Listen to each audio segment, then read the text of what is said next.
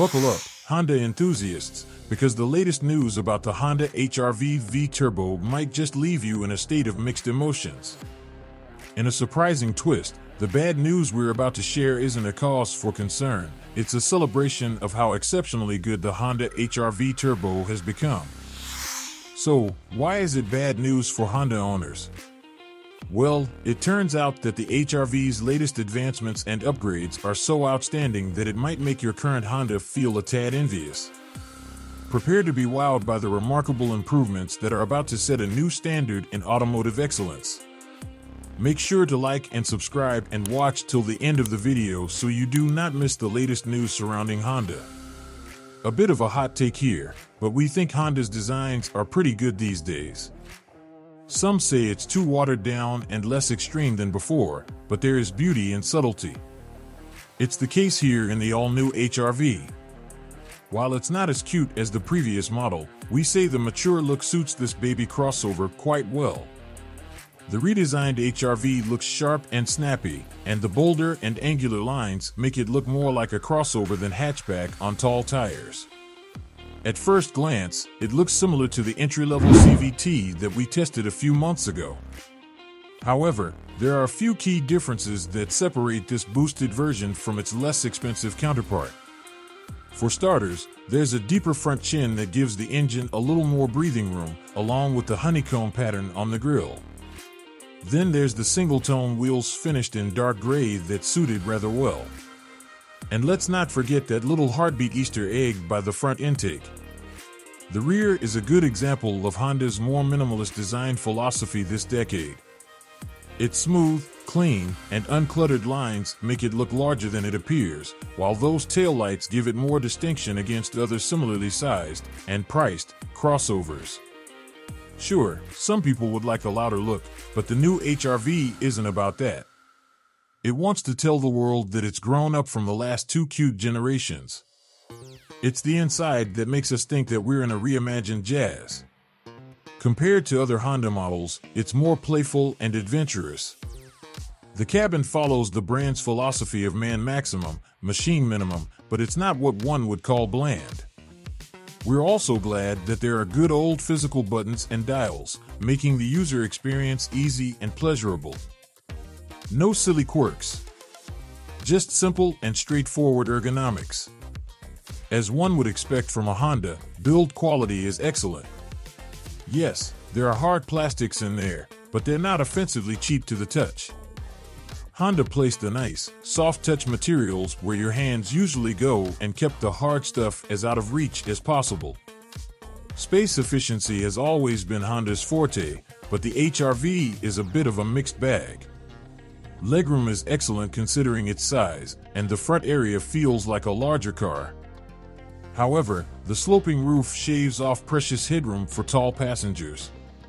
Six-footers might have to slouch a bit back there, but at least they still have room for their long legs. Cargo space isn't half bad at 431 liters.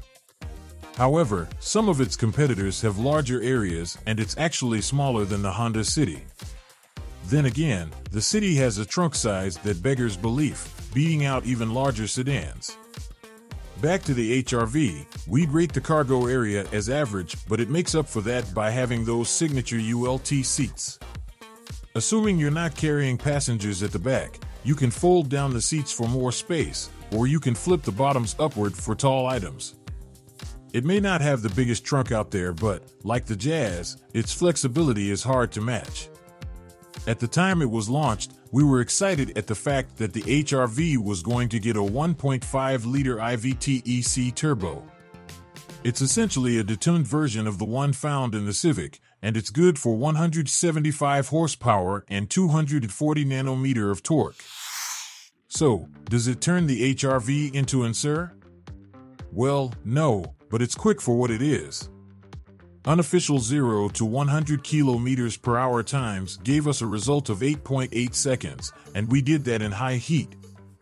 It's no sports car, but it's more than enough to give you confidence while passing. It's faster than any other Jazz that was sold in the country, though. It's worth pointing out that the Civic seems to have a different calibration. Despite the similar hardware, the HRV's throttle responses are more relaxed, whereas the Civic's is a bit more eager. Despite the performance, it didn't come at the expense of fuel efficiency. The turbocharged HRV can do 8.3 km per liter in heavy traffic and return 20.1 km per liter on the highway. In light traffic, it does 13.4 km per liter with minimal effort. We're not expecting subcompact crossovers to offer a dynamic drive. However, the HRV is a surprisingly willing partner when the roads get twisty. The steering, while light, provides enough feedback for some degree of engagement. Body motions are kept to a minimum, and it doesn't feel uncomfortable when taking on the bends. Gone are the days of high-riding vehicles that feel sloppy on the handling front. The brakes are commendable too, with no mushy sensations or an overly bitey engagement. The ride can best be described as a touch on the firm side. Mind you, that doesn't mean it'll break your spine in half when driving over rough roads. It's still supple enough for you to say it's comfortable, with the suspension occasionally reminding you that you're on a bad road. The only downer in the HRV's comfort is noise isolation. Okay, it's not enough to rupture eardrums, but it could be a bit quieter inside. You'll be pleased to know that Honda sensing is standard on this variant of the HRV. Heck, it's standard on all versions of the HRV, so we think that's a win for consumers. Sure, it drives the price up, but it's safety we're talking about here.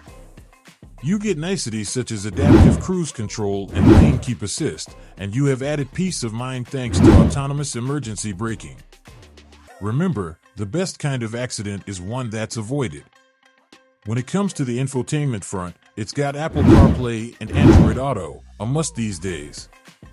There's also a clever blower system that diffuses cold air around the cabin, so the air conditioning doesn't have to freeze your hands off. We also like Honda's lane watch system that gives you a wider view of your right-hand side. That should prevent instances of erring motorcyclists flying by the sidewalk smashing into you. That said, we'd like a higher resolution for its cameras. The Honda HRV V Turbo is at the pricier end of the subcompact crossover market.